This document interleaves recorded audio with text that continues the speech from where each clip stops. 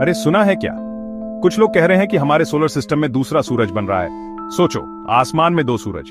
मजेदार बात है ना? पर क्या ये सच है? सच ये है कि इस बात का कोई साइंटिफिक प्रूफ नहीं है। एक एस्ट्रोफिजिसिस्ट होने के नाते मैं फैक्ट्स और ऑब्जर्वेशन पर भरोसा करता हूं। और फैक्ट्स तो ये बिल्कुल नहीं कहते कि दूसरा सूरज बन रहा है। तो ये बात आई कहां से?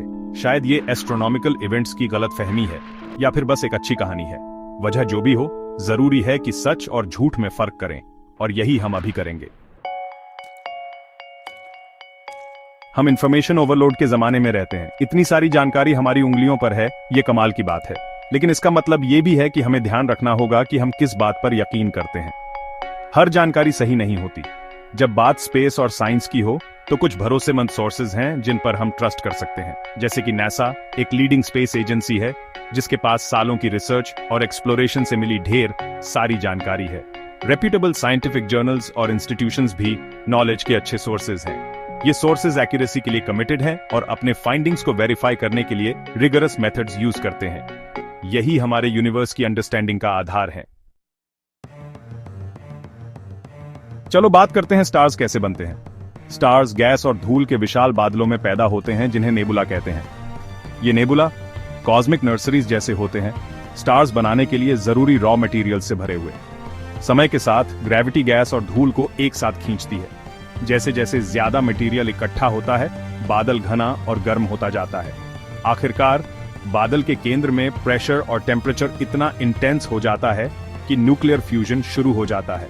यही फ्यूजन प्रोसेस एक स्टार का इंजन होता है। यह लाइट और हीट के रूप में बहुत ज्यादा एनर्जी रिलीज करता है, और ऐसे दोस्तों एक स्टार का जन्म होता है। अगर आपको ऐसे ही और इंट्रीगिंग कंटेंट चाहिए, तो अननोन रिसर्च यूट्यूब चैनल को सब्सक्राइब करें। लेकिन कहानी यहीं खत्म नहीं होती। जैसे ही एक स्टार बनता है, नेबुला में बचा हुआ गैस और धूल उसके चारों ओर घूमता रहता है। यह घूमता हुआ मटेरियल एक डिस्क बनाता है, मानो एक कॉस्मिक पिज्जा क्रस्ट। इस डिस्क के अंदर धूल के छोटे छोटे कण आपस में टकराने और चिपकने लगते हैं। ये क्लम्प्स समय के साथ बड़े होते जाते हैं और अंततः प्लैनेटेसिमल्स नामक बड़े बॉडीज बनाते हैं। प्लैनेटेसिमल्स ज्यादा धूल और गैस को अपनी ओर खींचते रहते हैं और बड़े होते जाते हैं। आखिरकार वे इतने मैसिव हो जाते हैं कि उनका अपना ग्रेविटी होता है, जो और भी ज्यादा मटेरियल खींचता है और उनके ऑर्बिटल पैथ्स को क्लियर करता है। इसी प्रोसेस से प्लैनेट्स बनते हैं। सेक्शन 5, गैस और बर्फ के दानव। अब सभी प्लैनेट्स एक जैसे नहीं बनते। कुछ प्लैनेट्स, जैसे हमारे सोलर सिस्टम में जुपिटर और सैटर्न, गैस के दानव हैं।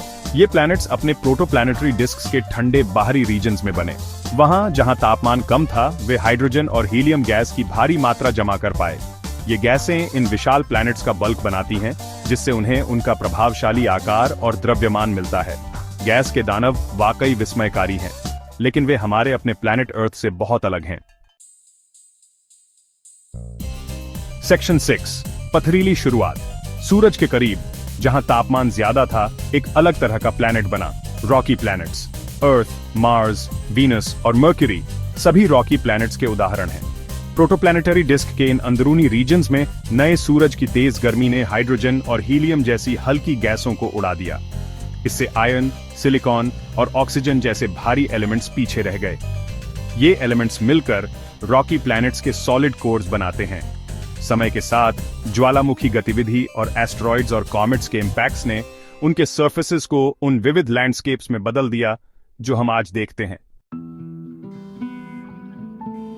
सेक्शन 7, दूर से एक मेहमान। एस्टेरॉइड्स और कॉमेट्स की बात करें तो कभी कभी दूसरे सोलर सिस्टम्स की ऑब्जेक्ट्स हमारे सोलर सिस्टम में आ जाती हैं। ऐसा ही एक मेहमान था ओमुआमुआ, पहला झाट इंटरस्टेलर ऑब्जेक्ट जो हमारे सोलर सिस्टम से गुजरता हुआ डिटेक्ट किया गया था।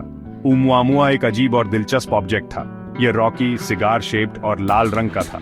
यह एक अविश्वसनीय गति से हमारे सोलर सिस्टम से गुजरा, एक ऐसे ट्रेजेक्टरी पर जो इसके हमारे सूरज से परे ओरिजिन की पुष्टि करता है। हालांकि ओमुआमुआ दूसरा सूरज नहीं था, लेकिन इसकी खोज एक जबरदस्त रिमाइंडर थी कि हमारा सोलर सिस्टम अंतरिक्ष की विशालता में अकेला नहीं है। सेक्शन 8, शनि का वैभव। अब आइए हमारे सोलर सिस्टम के सबसे मनोरम प्लैनेट्स में से एक सैटर्न पर करीब से नजर डालें। सैटर्न जुपिटर की तरह एक गैस दानव है, लेकिन यह अपने शानदार रिंग्स के लिए जाना जाता है। ये रिंग्स बर्फ और चट्टान के अनगिनत कणों से बने हैं, जिनका आकार छोटे ग्रेन से लेकर बड़े बोल्डर्स तक है। वे एक पतली फ्लैट डिस्क में सैटर्न की परिक्रमा करते हैं, एक लुभावना स्पेक्टिकल बनाते हैं जिसने सदियों से एस्ट्रोनॉमर्स को मोहित किया है। सैटर्न के पास मून्स का एक आकर्षक कलेक्शन भी है, जिनमें से प्रत्येक की अपनी यूनिक विशेषताएं हैं। इनमें से कुछ मून्स, जैसे एनसेलेडस और टाइटन, के बारे में माना जाता है कि उनमें ऐसी कंडीशंस हैं जो संभावित रूप से जीवन का समर्थन कर सकती हैं। अर्थ से परे जीवन की संभावनाओं को समझने के लिए साइंटिस्ट के लिए इन मून्स की खोज करना एक टॉप प्रायोरिटी है। सेक्शन 9, आलोचनात्मक सोच का महत्व। जैसे जैसे हम यूनिवर्स का पता लगाते हैं और उसके रहस्यों को उजागर करते हैं, क्रिटिकल थिंकर्स होना पहले से कहीं ज्यादा महत्वपूर्ण है। हमें जो हम पराचते और सुनते हैं उस पर सवाल उठाना चाहिए, खासकर जब बात दूसरे सूरज के बनने जैसे एक्स्ट्रॉर्डिनरी क्लेम्स की हो। याद रखें, एक्स्ट्रॉर्डिनरी क्लेम्स के लिए एक्स्ट्रॉर्डिनरी एविडेंस की जरूरत होती है। अगर कोई बात सच होने के लिए बहुत अच्छी लगती है तो शायद वो सच नहीं है। इसलिए क्रेडिबल सोर्सेज ऑफ इंफॉर्मेशन जैसे नासा और रेप्यूटेबल साइंटिफिक इंस्टीट्यूशंस पर भरोसा करना जरूरी है।